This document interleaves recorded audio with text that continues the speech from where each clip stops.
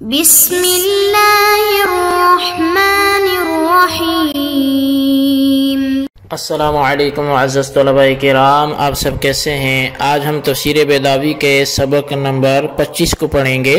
آج کے ہمارے سبق کا عنوان ہے تیسری دلیل اور چوتھا قول۔ آج کے ہمارے سبق کی عبارت وَلِأَنَّهُ لَوْ دَلَّ عَلَى مُجَرَّدِ ذَاتِهِ الْمَخْصُوصَةِ سے شروع ہوتی ہے۔ آئیے سب سے پہلے عبارت پڑھ کر اس کا ترجمہ کرتے ہیں، اس کے بعد باقاعدہ سبق کی وضاحت کی طرف بڑھتے ہیں۔ مصنف علیہ رحمہ لکھتے ہیں وَلِأَنَّهُ لَوْ دَلَّ عَلَى مُجَرَّدِ ذَاتِهِ الْمَخْصُوصَةِ لَمَا أَفَادَ ظَاهِرُ قَوْلِهِ سُبْحَانَهُ وَتَعَالَى وَهُوَ اللَّهُ فِي السَّمَاوَاتِ مَعْنًا صَحِيحًا، اور اس لیے کہ اگر وہ لفظ اللہ محض اس کی ذات مخصوص پر دلالت کرتا ہو تو اللہ کا فرمان کہ وَهُوَ اللَّهُ فِي السَّمَاوَاتِ کا ظاہر صحیح معنی کا فائدہ نہیں دے گا۔ وَلِأَنَّ مَعْنَى الْإِشْتِقَاقِ هُوَ كَوْنُ أَحَدُ اللَّفْظَيْنِ مُشَارِكًا لِلْآخَرِ فِي الْمَعْنَى وَالتَّرْكِيبِ،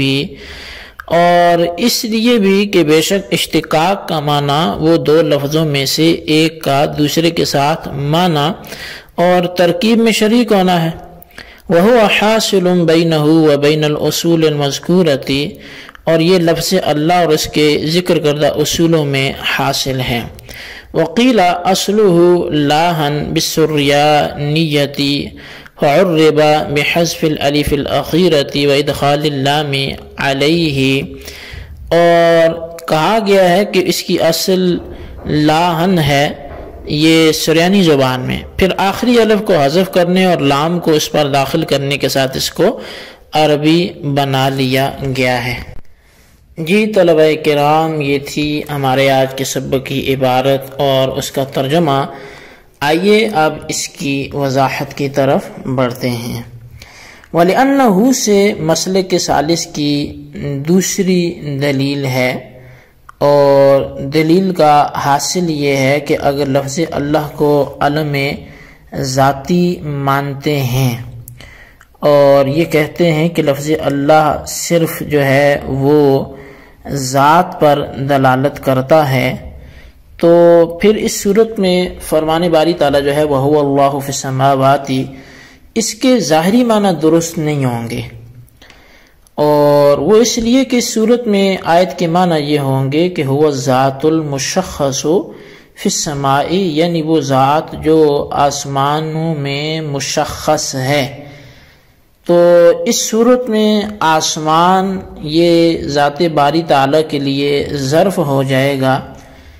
جس کے اندر ذات باری تعالیٰ کا موجود ہونا اور اسی میں بند ہونا لازم آئے گا،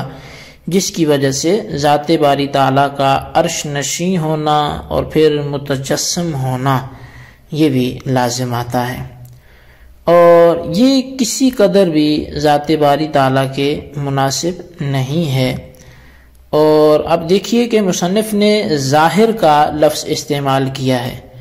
یعنی ظاہر آیت کے اعتبار سے یہ خرابی لازم آئے گی، اس لیے اگر ظاہر کو چھوڑ کر فی السماوات والارض کو یعلم کے متعلق بنا دیا جائے تو اس صورت میں جملہ جو ہے وہ خبر ثانی ہو جائے گا، اور معنی یہ ہوں گے کہ اللہ تعالیٰ کا جو علم ہے وہ یہ جو علم ہے وہ ان تمام چیزوں میں شائع ہے جو آسمان و زمین کے اندر ہیں، تو اس صورت میں کوئی خرابی لازم نہیں آئے گی۔ تو بہرحال اگر اللہ کو علم ذاتی مانتے ہو تو خرابی لازم آئے گی، بخلاف اس صورت کے جبکہ اس کو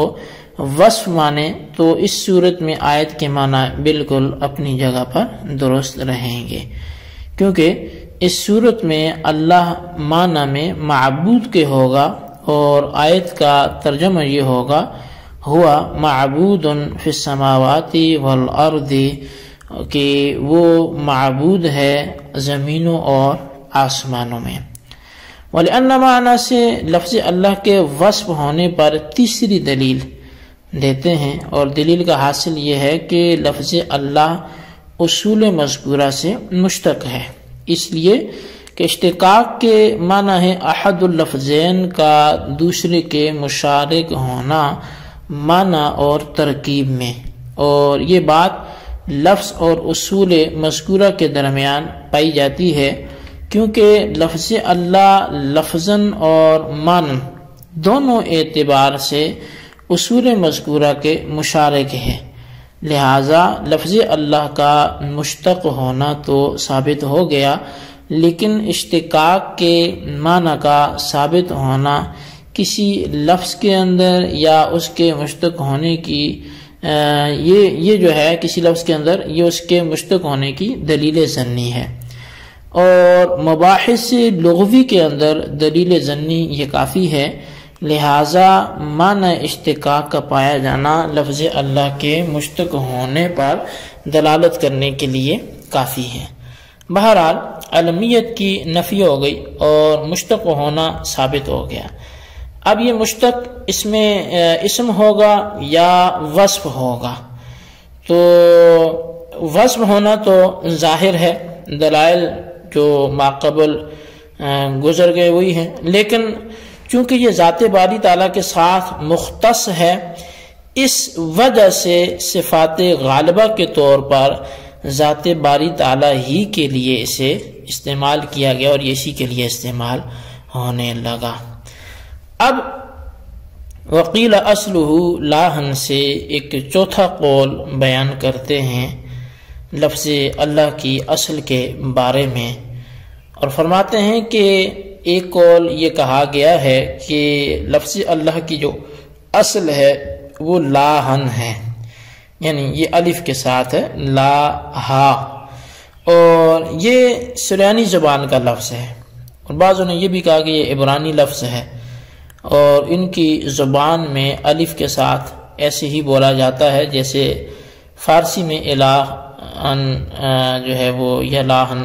کے معنی میں اسے بولا جاتا ہے۔ تو اب پھر اس کو عربی بنایا گیا، اور صورت یہ ہوئی کہ آخر کے الف کو حذف کر دیا، اور محض ابتدا کرنے کی وجہ سے شروع میں الف لام یہ زیادہ کر دیا۔ ادغام جب کیا گیا تو اللہ ہو گیا، اور بعض لوگوں نے لفظ اللہ کے سریانی ہونے کی تردید کی ہے اور کہا ہے کہ یہ لفظ قرآن میں موجود ہے، اور قرآن پاک میں چونکہ اکثر کلمات عربی ہیں کہ ہم نے عربی قرآن اتارا تو عجمی نہیں ہے، لہٰذا بغیر کسی دلیل ظاہر کے لفظ اللہ کو جو ہے وہ عربی سے نکالنا، کسی اور زبان میں عبرانی میں لے کے جانا یا سریانی میں، تو یہ درست نہیں ہوگا۔ اور اگر آپ یہ کہیں لفظ اللہ اور لاہن میں مشابہت اور مماثلت موجود ہے، تو ہم کہیں گے کہ صرف مشابہت کا پایا جانا یہ لاہن کو اصل اور لفظ اللہ کو فرع قرار دینے کے لیے کافی نہیں ہے۔ اب وتفخیم لام ہی سے قاضی صاحب جب وہ لفظ اللہ کے بارے میں قرات کی بحث کو چاہا کہ شروع کروں تو وہ تفخیم لام ہی سے اس کا آغاز کیا۔ اچھا، یہ بات سمجھنے سے پہلے اتنی بات سمجھ لیں کہ اول یہ کہ تفخیم کسے کہتے ہیں، اور دوسرا یہ کہ سنت کے یہاں کیا معنی ہے۔ تو جہاں تک بات تفخیم کی ہے تو یہ ترقیق کے مقابلے میں آتی ہے، اور ترقیق کے معنی رقت و نرمی سے ادا کرنا، باریک پڑھنا، اور تفخیم کے معنی ہوئے سختی سے پڑھنا، یعنی پر پڑھنا، موٹا کر کے پڑھنا۔ دوسری بات یہ ہے کہ سنت کی دو قسمیں ہیں، ایک سنت متوارثہ ہوتی ہے اور دوسری سنت اصطلاحیہ ہوتی ہے۔ سنت متوارثہ کہتے ہیں جو طریقہ آباء و اجداد سے چلا آ رہا ہو، اور سنت اصطلاحیہ کہتے ہیں اس طریقہ کو جو سب لوگوں نے آپس میں طے کر لیا ہو، اور سنت سے مراد یہاں پر وہ سنت متوارثہ ہے، سنت اصطلاحیہ نہیں ہے۔ قاضی صاحب بیان کرتے ہیں کہ لفظ اللہ کا ماقبل اگر مفتوح یا مضموم ہے تو اللہ کا لام پر پڑا جائے گا، یعنی اسے موٹا پڑا جائے گا، اور اگر لفظ اللہ کا ماقبل مکسور ہے، مفتوح یا مضموم نہیں ہے، تو اس لام کو باریک پڑھا جائے گا۔ اچھا، اب یہ ایک چیز ہے، اور وہ جو ہے کہ بعض لوگوں نے کہا کہ مطلقاً لفظ اللہ کے لام کو پورے ہی پڑھا جائے گا، خاص سے پہلے مکسور ہی کیوں نہ ہو، لیکن قاضی صاحب نے اول طریقے کے بارے میں کہا کہ یہ سنت متوارثہ ہے، یعنی یہی اسلاف کا اور قراء کا طریقہ منقول ہے۔ اب یہ ایک بات اس میں مزید ہم کریں گے کہ جس میں حکمت پتہ چل جائے کہ اس لام کو پر کیوں پڑھا جاتا ہے اور باریک کیوں پڑھا جاتا ہے، وہ انشاءاللہ ہم آئندہ سبق میں اس کے ساتھ ذکر کریں گے۔ ابھی تک جتنا ہو گیا اس کو اچھی طرح سمجھیں، اس کے خلاصے کو اپنے رجسٹر پر ضرور لکھیں، بالخصوص ان سوالات کے جوابات دیں۔ سوال نمبر 1 یہ ہے کہ کون سے مذہب پر دوسری اور تیسری دلیل پیش کی گئی، اور سوال نمبر 2 یہ ہے کہ چوتھا قول جو ہے وہ کون سے اقوال میں سے چوتھا ہے، اس سے ماقبل بھی تینوں کے نام تحریر کریں۔ اللہ تبارک و تعالیٰ سے دعا ہے جو کچھ ہم نے پڑھا سنا اسے یاد رکھنے کی توفیق نصیب فرمائے، آمین بجاہ نبی الامین صلی اللہ علیہ وسلم۔